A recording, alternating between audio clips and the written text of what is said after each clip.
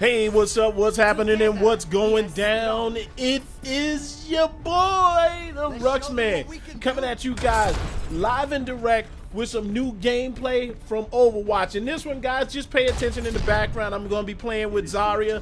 But more importantly, I wanted to bring something up that's been obvious. It's all over the news. It's all in gaming news. But I just wanted to talk about it myself.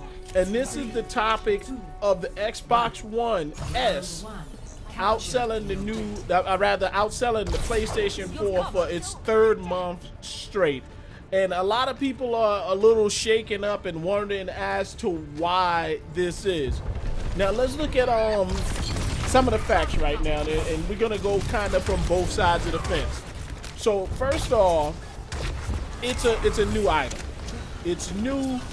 Everybody wants the new toy. It's slim, it's quiet, it's sexy, all those good things. They're throwing out the big words like HDR and whatnot. And it's also $50 cheaper than the PS4. Also, on top of that, the lack of the PS4 Slim and the announcement of the PS4 Pro not having Ultra HD Blu-ray support or 4K Blu-ray support kind of, left a bad taste in a lot of people's mouths. So when it came to being $50 cheaper and having the option to have that 4K with the 4K Blu-ray, whether you watch it or not on Blu-rays, you had an extra option. I think that appealed to a lot more people.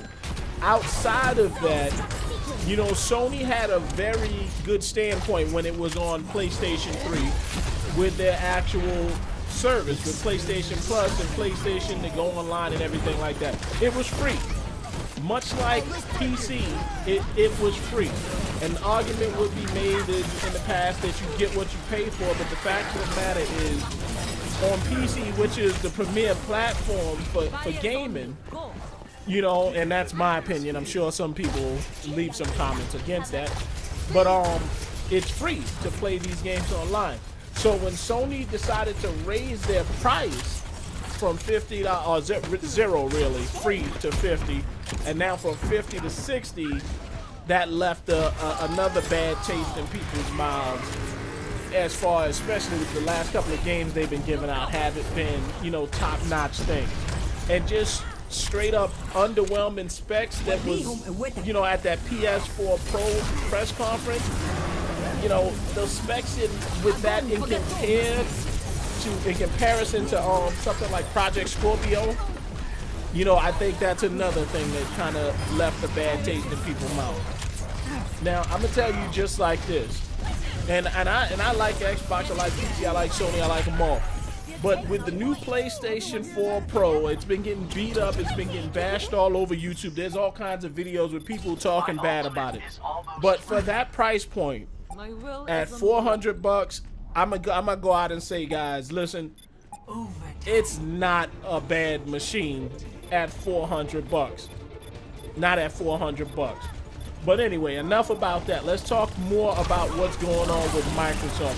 So some other things Microsoft kind of did to kind of correct, their standing in the public eye with gamers and everything like that. We know the big misstep they took at the launch of Xbox One, but since then they've taken, community feedback to heart. They've been listening a lot to the community, doing a lot of different updates and everything like that. They've implemented the backwards compatibility so that you can play some of your Xbox 360 games while they don't function perfectly.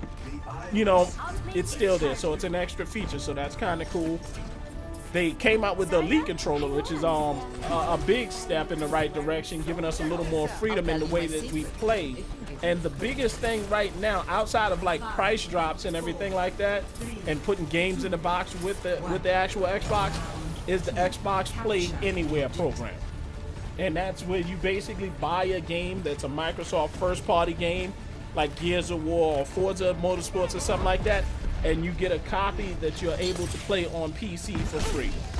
Now, while this is, in my opinion, it is taking a step in the right direction, it can't be ignored that that program can be improved upon a little better. But I'll get back to that in a second. Anyway, these last 3 months with Microsoft basically closing that gap with Sony, it's still a significant gap, people. While they may have won 3 months here and there, they got a couple of months, the gap is huge. Now, there's some things that Microsoft can do to, you know, close that gap even more and kind of, you know, regain control over the market that they dominated with the Xbox 360. And number one, I would have to say, is going right back to what I just talked about, would be that Microsoft Play Anywhere program. Now, like I said, it's definitely nice and a step in the right direction, but I would like to see a more dedicated solution with the Play Anywhere initiative. See, because the major thing that we're seeing now is this shift in gaming in which companies want you to buy digital.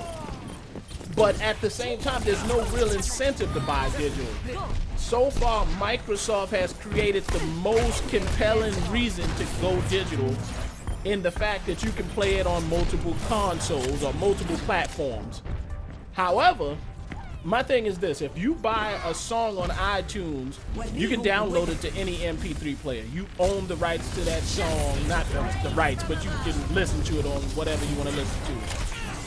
Why is that not the case with games? Why do you buy Call of Duty and you still have to buy it on the PC, the PlayStation 4, and so forth and so on, when you bought digital access to Call of Duty? You should be able to download it anywhere that you have your name, or your actual username, I should say. But I understand how that could be difficult for the actual company to get something like that to go through. So I propose something even simpler. There are simpler titles, like titles that are Microsoft exclusive. Now, they've done this for Gears of War, the Gears of War 4, but if I bought Gears of War Ultimate Edition, and that I bought digitally on Xbox One. If I go boot up my Windows Store on the computer, it's prompting me to buy it again. That is already a Microsoft game purchased through Microsoft. It should not be charged again. So guys, if you're listening to this at Microsoft, or if somebody can get this over to them, let them know. You gotta make the stuff. I paid for it already. It's Microsoft. Make it available. Unlock that. I know it wasn't originally a part of the plan. But step 2, I think it's time to let gamers be gamers. Rocket League has already implemented cross-play for some of the games. We need to get cross-platform on more games, not just Xbox and Windows with Microsoft stuff. We need PlayStation, PC, Nintendo, etc., all that good stuff.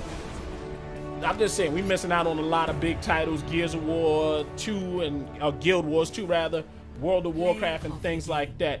And last but not least, why don't we have USB chat support, guys? Why is it we still have to connect a controller to a headset to chat with somebody in a party, and we can't just walk around with a controller on our heads? Anyway, that pretty much sums it up for me, guys. Hopefully you guys enjoyed this video. If you do, hit that like button down below. Also, don't forget to subscribe. Follow us. The social media links will be down in the description below. And as always, guys, slow down, but never stop. Ruxman out. Love you, baby. Mean it. The wonderful world of Rux. Crazy mother.